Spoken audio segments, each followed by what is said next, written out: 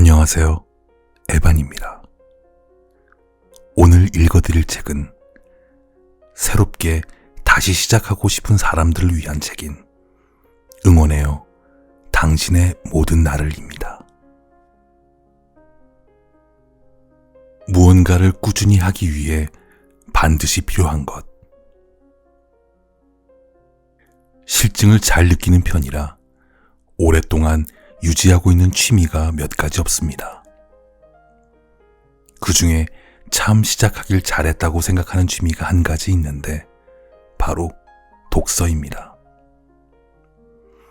예전처럼 하루에 한 권씩 전투적으로 읽지 못하지만 대중교통을 탈 때 꼭 가방에 한 권씩 넣어 다니며 야금야금 읽습니다. 한 페이지를 읽더라도 지금 제 상황에 대입해 생각하고 느끼다 보면 예기치 못한 깨달음을 주는 경우가 정말 많아요. 그렇게 5년 정도 이 취미와 습관을 유지할 수 있었던 이유는 바로 독서가 저에게 의무가 아니라 욕망이었기 때문입니다. 어린 시절 부모님과 어른들이 그렇게 독서해라 하고 했을 땐 책을 읽기 싫었습니다. 책을 안 읽어도 성공할 수 있어. 성공한 사람들이라고 다 책을 읽었던 건 아니야. 정신승리도 하고 본인들도 안 읽으면서 왜 나한테 잔소리하는 거냐는 괜한 반감을 품기도 했습니다. 그러다 우연히, 정말 우연히 타이밍이 맞물려 좋은 시기에 좋은 친구가 좋은 책을 추천해줘서 깨달음을 얻었습니다. 같은 음식을 먹어도 누군가에게는 대수롭지 않은 한 끼 식사가 되고 누군가에게는 인생 음식이 되는 것처럼 책도 마찬가지인 것 같습니다. 저는 그 이후로 의무로서의 독서가 아닌 순수한 욕망으로서의 독서를 자연스레 체득했고 그 후로 저에게 책은 읽어야만 해 라는 숙제의 느낌보다는 쉬면서 책이나 읽고 싶다 라는 놀이의 느낌으로 받아들여지게 됐습니다. 철학자 질 들레즈는 의무로서 혁명이 이루어진 적은 없었다. 혁명은 의무가 아니라 욕망이다라고 말했습니다. 그가 말하는 주장은 유사일에 존재했던 혁명은 본질적으로 욕망이고 또 욕망된 것이기에 가능했다는 주장입니다. 쉽게 말해 세상을 바꾸었던 혁명은 해야만 하는 의무가 아니라 너무나 하고 싶은 욕망으로 가능했다는 이야기예요. 천재는 즐기는 자를 이기지 못한다 라는 말이 있습니다만 즐기는 사람은 이긴다, 진다의 평가에 연연하지 않습니다. 비교하는 순간 그것은 의무가 되기 때문입니다. 동기부여도 이와 비슷한 것 같습니다. 누군가를 스스로 움직이게 해야지 걷지도 못하는 아이에게 억지로 달리기를 가르친다면 그 아이는 평생 다리를 움직이고 싶지도 않을 겁니다. 본인이 스스로 움직이며 아쉬움과 간절함을 느껴야 할 시기가 아닌데 누군가에 의해 억지로 그렇게 된다면 욕망이 아니라 의무로, 부담으로 다가오게 되는 것입니다. 그러기에 누군가의 인생을 함부로 재단하고 조언하는 태도는 서로가 서로를 배려한다면 지양해야 되는 것 같아요. 그 사람은 그 사람 나름의 욕망을 갖고 살고 있을 거고 또 다른 기회를 간접적으로 제공해주면 됩니다. 그 기회는 행복하게 살고 있는 나를 있는 그대로 보여주는 거겠지요. 상대방이 결코 의무로 느끼지 않게 말입니다. 자연스레 체득된 욕망은 지속한다. 견딘다는 개념이 아니라 행복하다, 기쁘다의 개념으로 우리의 인생에 자리 잡아 우리의 삶을 훨씬 더 다채롭게 만들어줄 거예요. 항상 자신감이 넘칠 수 있으려면 저는 군 생활을 간부로 빨리 시작한 편입니다. 갖고 있던 같이 생활하는 병사들이 다들 형이었습니다. 처음 간부 생활을 하면서 형들에게 반말을 하고 일을 지시해야 하는 입장이 되니 여간 당혹스러운 게 아니었지만 다행히 참 좋은 병사들과 근무를 했었던 것 같습니다. 그 중에 남식이라는 병사가 있었습니다. 저보다 1살 많았고요. 상병이었습니다. 머리도 똑똑하고 성격도 좋았으며 인간관계도 정말 좋았습니다. 그때 당시 숫기도 없었고 말만 해도 얼굴이 홍당무가 되던 저는 남식이 형이 부러웠습니다. 항상 당당해 보였기 때문입니다. 함께 작업을 하다 잠시 쉬는 시간에 남식이한테 어떻게 항상 그렇게 자신감이 넘치냐고 물었습니다. 그러자 남식이가 웃으며 저한테 이렇게 얘기했었어요. 3할 타자가 왜 3할 타자인지 아십니까? 10번 중에 3번을 잘 쳐서 그렇습니다. 그런데 공에 맞는 게 두렵고 병살타를 칠까봐 두려워해서 스윙을 안 하고 가만히 있으면 0할입니다. 타율이 없는 겁니다. 10번 중에 3번만 잘 쳐도 좋은 연봉도 받고 성공적인 커리어를 이어갈 수 있습니다. 전 그렇습니다. 처음엔 누군가에게 먼저 말을 걸고 대화를 주도하는 게 참 힘들었지만 그 과정을 이겨내면 매사에 자신감이 생기고 할 수 있겠다는 확신이 생깁니다. 아마 그걸 느끼지 않으셨을까 생각합니다. 아마 남식이도 처음엔 저같이 숫기 없고 말도 잘 못했을 겁니다. 그렇지만 그걸 이겨내기 위해 무던한 스윙을 했겠지요. 그리고 많은 경험들을 통해 좀 더 효과적으로 상대방에게 다가가는 법을 몸소 체득했을 겁니다. 언제든 안타를 만들어낼 수 있는 양준혁 같은 선수가 된 거죠. 돌아보면 저도 인생에서 참 많은 병살타와 뜬공을 만들어냈습니다. 젊은 혈기로 이리저리 부딪혀서 와장창 깨져도 보고 인간관계에서 많은 흑역사도 만들어보고 제 잘못된 언행과 행동으로 정말 친했던 친구와도 멀어져 봤습니다. 하지만 그런 경험들이 제가 인생이라는 타석에서 실패라는 병살타와 뜬공을 두려워하지 않게 만들어졌던 것 같습니다. 온전히 타석에서 투수가 던지는 도전이라는 공에만 신경을 쓰게 해준 것 같아요. 지금도 3루타나 홈런은 꿈도 못 꿉니다만 한 번씩 2루타를 치거나 안타를 쳤을 때 그 짜릿한 손맛을 느낄 줄 아는 제 자신이 참 행복하다고 느낍니다.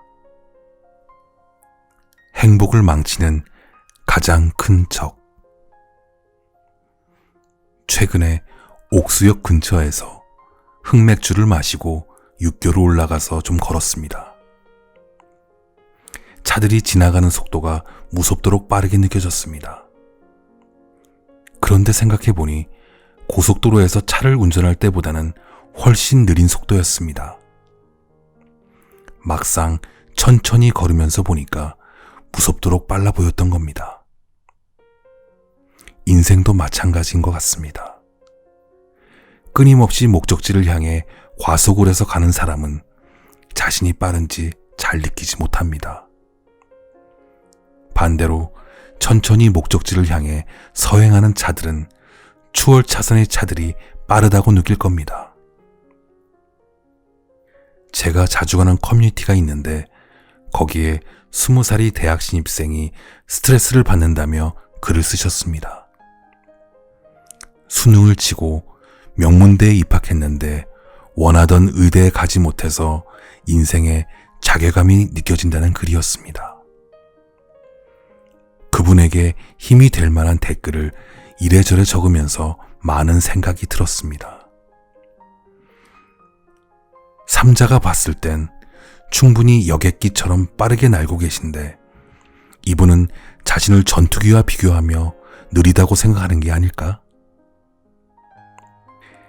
인생에 정답은 없지만 행복해야 사는 맛이 나지 않을까 싶습니다. 성공은 행복의 하위 개념이라고 생각해요. 성공을 하더라도 행복하지 않을 수 있지만 행복한 인생을 사는 사람들은 성공했다고 말할 수 있을 것 같습니다. 그러니 남들과 비교하지 말고 빠르면 빠르게, 느리면 느리게 자신의 페이스대로 달리거나 걷는 게 행복의 지름길 아닐까 하는 생각이 들었습니다. 그래서 여러분들도 주변 시선보다는 자기 자신의 페이스대로 꾸준히 나아가면 좋겠습니다. 비교해서 자유로워질 때 비로소 나다움을 찾을 수 있으니까요. 퇴사하기 전 생각해 봐야 할 3가지. 직장 생활을 하며 수많은 갈등을 겪으며 직장인이라면 한 번쯤 퇴사에 대해서 고민할 것이다.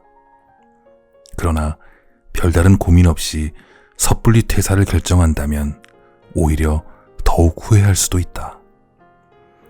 그래서 퇴사를 하고 싶다며 상담을 해오는 사람들에게 항상 아래와 같은 3가지 질문을 던진다. 첫 번째, 지금 상황에서 감당할 수 없는 문제인가? 퇴사를 고민한다는 것은 현재 직장 생활에 어떠한 문제가 있다는 것이다. 연봉의 문제일 수도, 적성의 문제일 수도, 인간관계의 문제일 수도 있다.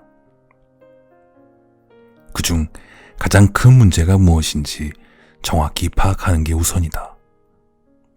그리고 그 문제가 현재 상황에서 도저히 자신의 힘으로 감당할 수 없는 문제인가에 대해서 다시 한번 생각해보는 시간을 가져보자. 두 번째, 공존할 수 있는 방법을 찾는 노력을 했는가? 약간의 변화나 생각의 전환만으로 문제 상황과 공존할 수 있을지 모른다. 혹은 그 방법을 이미 알고 있음에도 실천하고 있지 않는 것은 아닌지 확인해 봐야 한다. 세 번째, 감정에 치우쳐 결정하는 게 아닌가? 중요한 판단은 감정과 이성, 2가지 측면에서 모두 고려해 보아야 한다. 한순간의 감정을 참지 못하여 감정적으로만 결정한다면 후회할 확률은 높아진다. 결국 퇴사를 하든 하지 않든 이 3가지 질문에 대해 다시금 생각하고 고민한다면 후회 없이 더 나은 선택을 할 수 있을 것이다. 예쁘게 늙는 법. 문학평론가 홍사중 선생님의 밉게 늙는 사람들의 특징. 평소 잘난 채, 있는 채, 아는 채를 하며 거드름 부리기를 잘한다. 없는 척한다. 우는 소리 넋두리를 잘한다. 마음이 옹졸하여 너그럽지 못하고 쉽게 화를 낸다. 다른 사람은 안중에도 없는 아나무인격으로 행동한다. 남의 말을 안 듣고 자기 이야기만 늘어놓는다. 이 말을 반대로 하면 아름답게 늙어갈 수 있지 않을까? 잘난 채, 있는 채, 아는 채 하지 않고 겸손하게 처신한다. 없어도 없는 티를 내지 않는다. 힘든 일이 있어도 의연하게 대처한다. 매사에 넓은 마음으로 너그럽게 임하며 웬만한 일에는 화를 내지 않는다. 다른 사람을 배려하며 신중하게 행동한다. 내 이야기를 늘어놓기보다 남의 말을 경청한다. 감정 표현의 3가지 유형. A라는 동생과 얘기하다 굉장히 화가 많이 났던 적이 있습니다. 사건의 발단은 이랬습니다. B라는 동생이 C라는 여자애를 아냐고 물었고 저는 C라는 여자애와 적당히 친하게 지낸다고 얘기를 했었어요. 그런데 이게 와전이 얼마나 심하게 됐는지 A라는 동생은 제가 이미 C라는 여자애와 그렇고 그런 관계라고 들었다며 다 안다는 듯 음흉한 미소를 짓더라고요. 감정이 부글부글 끓었습니다만 지금 이 친구에게 제가 느낀 감정을 그대로 배설한다면 A도 상처를 받을 것 같아 10초 정도 얘기를 하지 않고 가만히 있었습니다. 형, 왜 그래요? 아니에요? 갑자기 생각에 잠긴 절 보고 가볍게 웃으며 넘길 만한 상황이 아니라는 걸 깨달았는지 A도 사뭇 진지해졌습니다. A야, 혹시 그 얘기는 어떻게 들은 거야? 그러자 A는 안절부절 못합니다. 심각한 상황이라는 걸 직감적으로 깨달은 것 같았어요. 아니, B가 그러더라고요. 말이라는 게 참 무섭습니다. 정확한 사실에 근거하지 않고 걔 그랬다 한마디면 사람 바보 만드는 건 한순간이기 때문입니다. A와 B에게 정확히 내가 느끼는 감정과 그들의 잘못을 최대한 이성적으로 얘기해주고 싶다는 생각이 들었습니다. A야, 나는 C와 친하다고 했을 뿐인데 그런 식으로 와전이 되어서 좀 많이 당황스럽네. 그리고 그렇게 웃으면서 가볍게 농담할 상황은 아닌 것 같아. 죄송해요, 형. B가 그렇게 얘기하길래 다시 이야기를 이어갔습니다. 괜찮아. 하지만 지금 네가 느낀 감정을 B에게 폭력으로 사용하지 않았으면 좋겠어. 왜 거짓말하냐고 뭐라고 하지도 말고 욕하지도 말고 이성적으로 B의 말도 차근차근 들어봐야 될 것 같아. 잘못한 사실에 대한 부끄러움뿐만 아니라 잘못된 정보를 준 B에 대한 화가 보였기에 그렇게 말을 덧붙였습니다. 그러자 A의 얼굴이 조금 평안해집니다. 형, 화 많이 나셨을 텐데 좋게 얘기해 주셔서 감사해요. B랑도 잘 풀어볼게요. 다음 날 A와 B가 함께 저를 찾아와서 이렇게 말했습니다. 형, 진심으로 죄송해요. 말의 무서움을 뼈저리게 느꼈어요. 제가 형이었으면 욕하고 엄청 화냈을 텐데 그 상황에서 형이 그렇게 편하게 감정을 전달해 주셔서 정말 많이 배웠습니다. 말 그릇이라는 책에는 감정 표현의 3가지 유형이 있다고 합니다. 첫 번째는 폭포수형, 두 번째는 호수형, 세 번째는 수도꼭지형입니다. 폭포수형은 기분이 나빠지면 감정을 쏟아내야 속이 후련해지는 스타일입니다.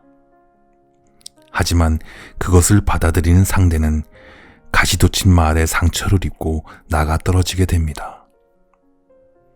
두 번째는 호수형입니다. 이 유형의 사람들은 웬만해서는 감정 표현을 하지 않습니다. 그러나 호수는 고여 있습니다. 물은 자연스레 흘러야 하는데 고여 있으면 결국 썩게 됩니다. 세 번째는 수도꼭지형입니다. 사용하지 않을 때는 흐르지 않게 잠가두고 필요할 때는 원한 만큼 조절해서 사용합니다.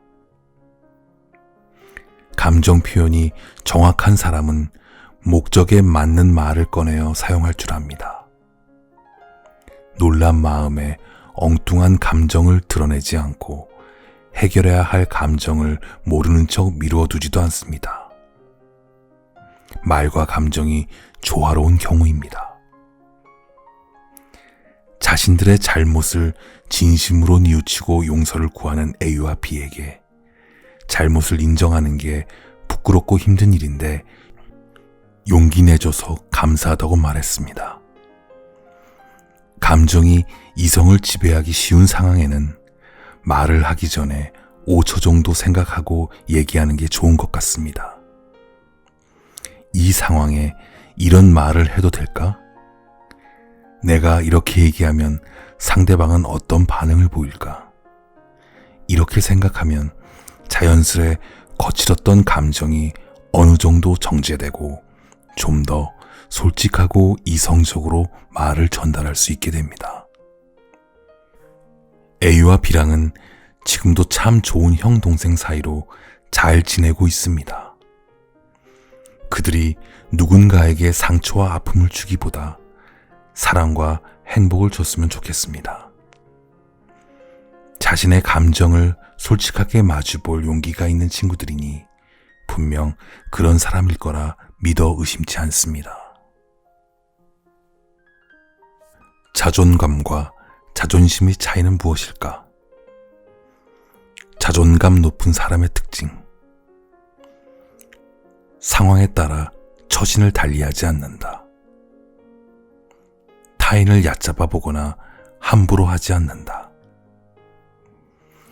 이기고 지고는 중요하지 않고 결과에 도달하는 과정 속에서 최선을 다한다. 자존심 강한 사람의 특징. 목표는 오로지 하나, 지지 않는 것이다. 이기는 것은 그 다음 문제다. 자신을 그럴듯하게 부풀려 보이고 싶어 실질적 손해를 감한다. 자존심을 해치는 일을 당하면 기필코 반격하고 당한 것을 끝까지 잊지 않는다.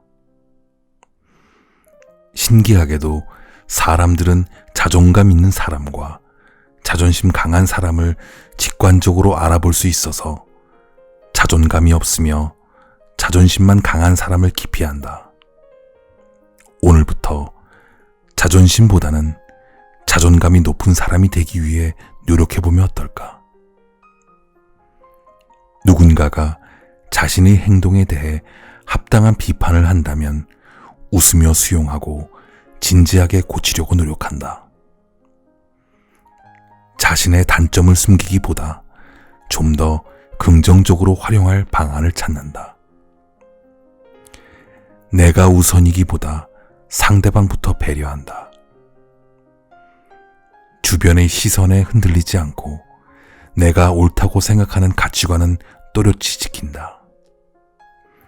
이러한 고민을 통해 어제보다 더 나은 오늘이 내가 될 수 있다. 부드럽고 깔끔한 커뮤니케이션 스킬 3단계. 후배 직원이 당신이 지시한 일을 기한 내에 끝내지 못한 채 시간을 더 달라고 메일을 보냈다면 어떻게 말해야 좋을까? 한 방송 프로그램에서 보여준 최승훈 변호사의 태도에서 품격 있는 대화의 방법을 배울 수 있었다. 가벼운 칭찬으로 긴장 완화시키기. 에반 씨, 늦게까지 고생 많았어요. 갑자기 주어진 과제라 많이 당황하셨죠? 대화 나누고 싶은 주제를 간략히 정리하기. 8시쯤에 메일로 시간을 더 달라고 하셨었는데 이 부분에 대해 잠시 얘기 드리려고 해요. 상황에 대한 객관적인 진단과 깔끔한 조언. 업무를 하다 보면 기한을 넘길 때가 비일비재합니다. 에반 씨도 지극히 정상적인 상황이지만 이럴 때는 의사 전달 방법도 중요해요.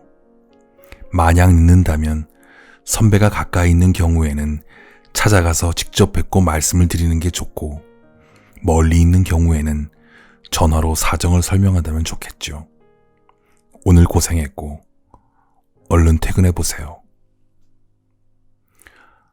호되게 꾸짖으면 잘못을 바로잡을 수는 있겠지만 상대방은 상처 입고 배려받지 못했다고 생각할 수 있다. 부드럽게 의사를 전달하면서도 앞으로 나아갈 길까지 제시해준다면 젠틀하고 우아한 상사가 될 수도 있을 것이다. 인간관계에서 반드시 알아야 할 두 가지. 제가 사람을 볼 때 다른 사람과 달리 그렇게 신경을 쓰지 않는 부분이 있는데요.